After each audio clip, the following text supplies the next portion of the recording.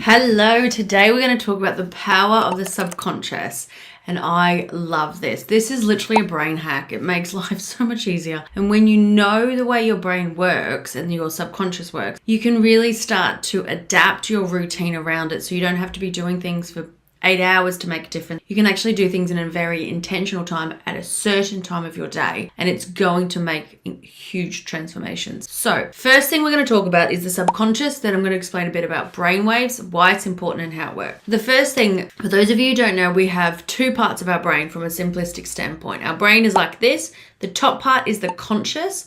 The bottom part is the subconscious. Now, our brain is made up of beliefs and thoughts and stories, and that's what creates the action we take. Our subconscious is in charge of 95 to 98% of the thoughts and the actions that we take every day. The conscious is only that, the 2 to 5% remaining. So it's actually our subconscious that we actually don't, on a day-to-day basis, it's a lot harder to understand what our subconscious think unless we have awareness. And awareness comes through meditation or just sitting in silence for a little while and noticing your thoughts. When you do that, you start to notice those patterns of thoughts, because that's what it is. We think in terms of patterns. So that's why I always talk about meditation. But if you're not a meditative person, journaling and just journaling out some of these thoughts is a really good understanding and way for you to go, oh, okay, you've brought awareness to it. What is it that I'm thinking? What are these fundamental beliefs? So our subconscious, as I said, is made up of so many beliefs of what it is we think is possible, what it is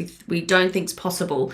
And it's that dictates the outcome and the actions we take. Have you ever noticed that you're like, yeah, I've set a goal. I'm going to do this. I'm going to get it done, and then you're really excited and you're going for it and you're like, yeah, this is awesome, I'm going to achieve this goal, and say about 3 days in, you're just like, don't want to do it anymore, and you just find it harder and harder and harder to keep moving and to keep achieving and to keep going towards the goal. Then you just stop, and that's your cycle, that's your pattern. What's happening in that is there's a subconscious belief or there's an attachment to a story that you actually don't finish what you started, you're lazy, you can't do this, you can't do that. So it's so important for us to understand what our subconscious beliefs are so that we can shift and change them. When you know what they are, then you can move them. So there's a couple of ways that we can do this. And when we're talking about money, the way that we develop our subconscious beliefs is between the age of 0 to 7 is when we establish the majority of our subconscious beliefs. The reason we do this from the ages of 0 to 7 is because our brain waves are a certain frequency that allows us to absorb information like a sponge. So we actually didn't have the ability to analyze what was being told around us, what conversations were happening, to say, do I resonate with this? Does this make sense? You just absorbed it all as if it was your own.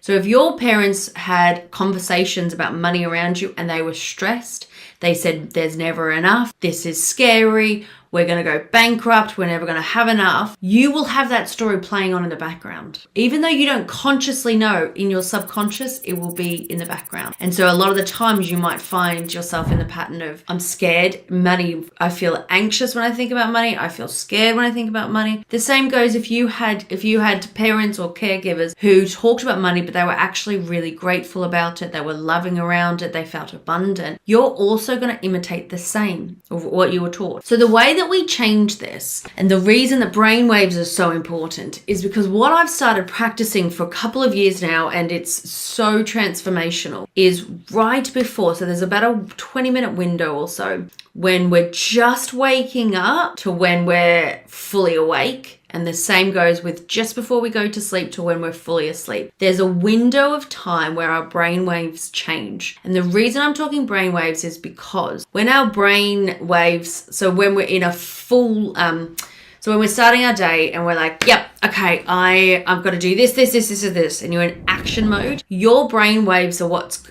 in a beta state. So you're actually a lot more alert, there's so much more concentration, you're cognitively able to achieve what it is that you want. But it's not a really great time for you to necessarily absorb a lot more information because you're not in that, you're more in the action taking instead of the absorbing the new information. So the difference in that is when you're in that just before you've woken up to fully awake state, you're in what's called the alpha brainwave state. The alpha is literally the best brainwave state to be in when you want to absorb new information directly to your subconscious. And it's in this state, this time frame in the morning, and that's why people say a morning practice is so important, because when you're wanting to change beliefs about your money, because it's the beliefs that you change will create a new outcome, and your reality with money will be changed. So if you don't ever have enough money because there's a belief that you never have enough money, in that 20 minutes right before when you're waking up, you want to either visualize yourself having so much money, having more than enough money, feeling positive around money, because what you're doing is you're shifting from feeling lack and not enough to actually feeling like there's more than enough. When you visualize, this is one way you can do it. When you visualize, our brains don't know the difference between what we're imagining and what's actually happening. So when you're wanting to create something new and you actually do a visualization, you're teaching your brain that this is possible because it thinks it's already done it. And if it thinks it's already done it, it's going to show you all the different ways that you can do it. It is incredible. So that's why visualization is amazing. So first thing, when you're just starting to wake up, visualize yourself having more than enough money and feel it. You need to feel it. It's the thought and the feeling that attach the power of it. You cannot just think it and feel exactly the same. You have to genuinely feel that excitement, feel that abundance, feel that gratitude, that love. That's what's going to move it quicker, because when you imprint that feeling, you create it a lot quicker because your body and your brain has cemented that new feeling as a memory, and it's created a more powerful moment. So for an example, there'll be something in your past where if I ask you what's the most powerful moment in your past, or what was the most painful memory you have, you can normally bring that up because it's those extreme emotions that our body keeps as a memory because it's trying to protect us. The same goes as a positive standpoint. If you can think about something, really ramp up those positive emotions, your body and mind will keep that as, yes, that's what it's doing. That's where we're going. It's this more powerful approach, and it's brilliant. So I'm just trying to give you all the understandings behind it, because I know for me, I need to know why I'm doing something. I can't just do it. I need to know why I'm doing something. So that is more of the explanation as to why we're doing it and why I'm saying those first 20 minutes is awesome. So you can do a visualization. That one's really, really powerful. You can also do some subconscious reprogramming, and the way you do that is there is so many on YouTube. I'll link them in the work below. You can get one of those off YouTube, which it helps you reprogram your subconscious mind to attract more money. It's specific to what you're trying to do, and this is where the awareness of what it is you're trying to do is important, because there's so many different things you can do. So once you know that, and you're able to obviously shift listen to the subconscious programmings in the morning and right before you go to bed.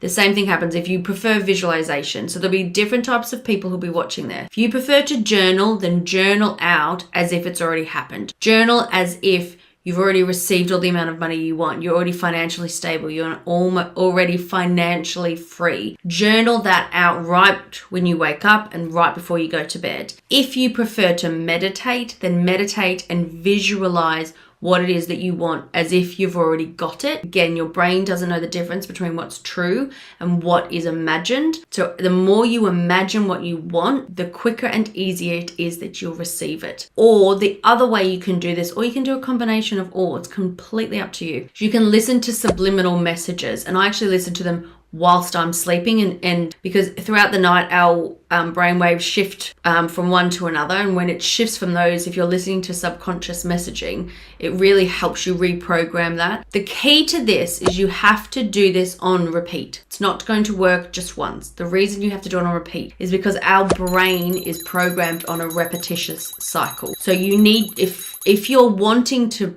really truly make more money, set yourself a target to do this particular exercise every single day for 30 days. The reason I'm saying 30 days is because we have to create a new neural pathway, a really soft little new neural pathway, a new way of us to think. We need 21 days of repetition for your brain to get used to it and go, oh, okay, so this is a new thought that we're having, cool. The longer you do it after the 21 days, the quicker and more hardwired your brain becomes for that new thought. That's where repetition is so important. And also, you're trying to rewrite and reprogram potentially decades of an old limiting belief or limiting stories. So give yourself time and grace to shift it. And if you start today, it will be so transformational for you in a month, in 2 months, in 3 months, because the time's going to go anyway, so you might as well make the most of it. So I'll link down below and I'll give you a better